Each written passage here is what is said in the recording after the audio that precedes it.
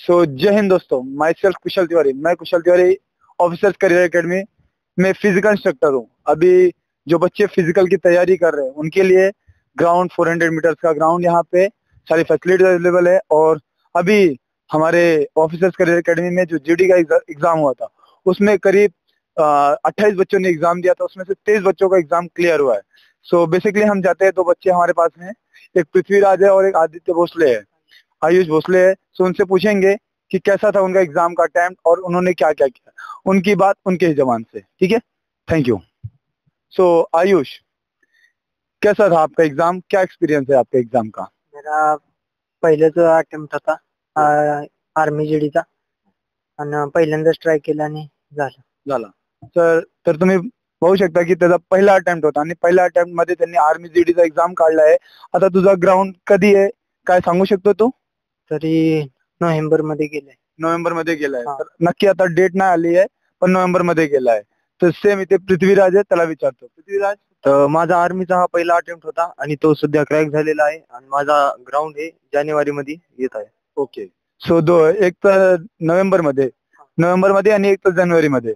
मग आयुष, तुझा पहिला अटेम्प्ट होता आर्मीचा आणि तुझा पहिला अटेम्प्ट होता आर्मीचा पण तुझा पहिला। अजून तू किती कॉम्पिटेटिव्ह एक्झाम दिले आतापर्यंत? आतापर्यंत 3 कॉम्पिटेटिव्ह एक्झाम दिलेल्या आहेत, त्यामधला ही चौथी एक्झाम होती ती क्रॅक झालेली आहे। ओके। तर त्यांनी 3 अटेम्प्ट दिले, 3 अटेम्प्ट मध्ये त्यांनी आर्मी जीडीचा एक्झाम काढलेला आहे। अजून असे भरपूर एक्झाम येत असतात। मग तर तुमची ग्राउंडची काय तयारी चालू आहे? आता पुढचा स्टेज जे आहे ते ग्राउंडचा असतो, नक्की ग्राउंडचाच असतो आयुष? हा, मग तुमचा ग्राउंडचा काय चालू आहे? आणि आधी तुम्ही जेव्हा इकडे आले होते तर तुमचा ग्राउंडचा टायमिंग काय होता, आता काय? मी ज्यावेळेस आलो होतो अकॅडमीत त्यावेळेस तरी 6:30-7 वर जात होता टायमिंग, आणि आता सरांनी आमचं इम्प्रुव्हमेंट केली, लॉंग एक्स्ट्रा ग्राउंड ही करून आता जवळपास 5:40 5:45 पर्यंत टायमिंग आलेला आहे आणि रोज असं डेली वर्कआउट होतो। त्यामुळे ग्राउंडची तरी 100% आत्तापासूनच गॅरंटी देतोय। सरांचं तसं आमच्या मागे मेहनत पण आहे, सर आम्हाला खूप प्रोत्साहन करून वर्कआउट घेत आहेत, त्यामुळे रिझल्ट 100% आहे। ओके, ठीक आहे। पृथ्वीराज, तू जेव्हा अकॅडमी जॉईन केलता तर तुझा पहिला स्टॉप वॉच किती पडलेलं होतं? अकॅडमी जॉईन केल्या केल्या माझा सुरुवातीचा टायमिंग 7:48 होता आणि त्याच्यानंतर सध्याचा टायमिंग माझा 5:45 पर्यंत आलेला आहे। ओके, हे सगळं ऑफिसर्स अकॅडमी मुळे झालेलं आहे। ओके, ठीक आहे। मग अजून तुमच्याकडे वेळ आहे, तर तुला काय वाटतं आयुष की तू किती टाइम, म्हणजे लास्ट काय टायमिंग आणू शकतो ग्राउंड जसं चालू आहे तुझा? तर आता हाय असा वर्कआउट चालू आहे, लॉंग बिंग चालू आहे, त्याच्या हिशोबाने जर धरायला गेलं तरी 4:40 4:50 पर्यंत येणार। ओके, ठीक आहे। आणि पृथ्वीराज, तुझा काय आहे? कसं होऊ शकतं तुझा ग्राउंड?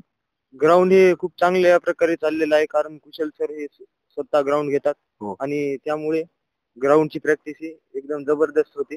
आणि ग्राउंडचा टायमिंग मला नक्कीच 4:50 पर्यंत येऊ शकतो। ओके, सर तुम्ही पाहू शकता की स्टुडंटचा कॉन्फिडन्स, जर त्यांचा कॉन्फिडन्स आहे की ते 4:50 मारू शकतात तर डेफिनेटली त्यांचा रिझल्ट असेल, त्यांची मेहनत असेल तर नक्कीच ते आपला येणारा जेडीचा जो ग्राउंड आहे त्याचा 100% रिझल्ट देणार। कारण काय आहे की त्यांचा कॉन्फिडन्स, सगळ्यात पहिले त्यांचा कॉन्फिडन्स असतो, जो कॉन्फिडन्स त्यांनी बिल्ड केला आहे ते असंच नाही होत, कारण त्यांना माहिती आहे की जर त्यांनी तसंच ग्राउंड केला तर नक्कीच त्यांचा ग्राउंड क्लिअर होणार।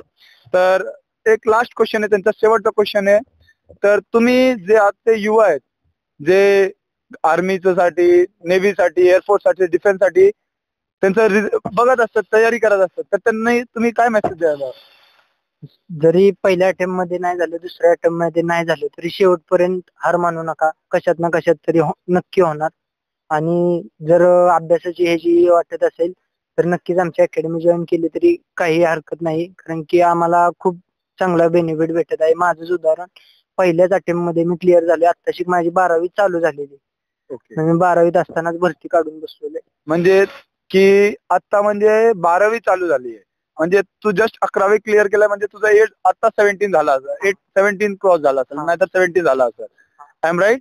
सो जर तुझा एज आता एवढा झालाय तर म्हणजे की पुढे त्याच्याकडे भरपूर टाइम आहे, तरी पण तो आताच काढून घेतला, म्हणजे त्याचा कॉन्फिडन्स लेवल काय असेल एक्झामला बसताना? तर सेम पृथ्वीराजचं पण आता एज काय आहे पृथ्वीराज तुझं? माझं एज आहे 18.5. 18.5 म्हणजे तू किती वर्ष झाले अकॅडमीला? अकॅडमी मध्ये येऊन मला 1 वर्ष झालेलं आहे। 1 वर्ष झाले। एक वर्षात तुझा तिसरा एक्झाम होता. हा. तिसरा एक्झाम तू इकडे आधी आला होता, जेव्हा इथे आला होता तर तेव्हा काय होतं तुझं, म्हणजे स्टडी मध्ये तू कसा होता? स्टडी मध्ये खूप कमजोर होतो आणि अकॅडमी मध्ये आल्यापासून मी अकॅडमीचा शेड्यूल हे फॉलो केला. त्यामुळे आता सध्या माझी स्टडीची लेवल ही वाढलेली आहे. तर मी सगळ्यांना एवढं सांगणार आहे की काय असते की जेव्हा तुम्ही डिफेन्स फील्ड मध्ये जाणार तर लय काय लागतात. फक्त थिंग सॅक्रिफाईस लागतात, सेकंड थिंग डिसिप्लिन लागतात. जर तुम्ही सॅक्रिफाईस करू शकता तर अकॅडमी तुझ्यासाठी, डिफेन्स तुमच्यासाठी सगळं थिंग आहे. बट जर तुम्ही सॅक्रिफाईस नाही करणार तर काहीच नाही होणार. आणि सेकंड थिंग आहे discipline. If you are in a proper discipline then you become a officer और सोल्जर. थँक्यू. जय हिंद, जय भारत.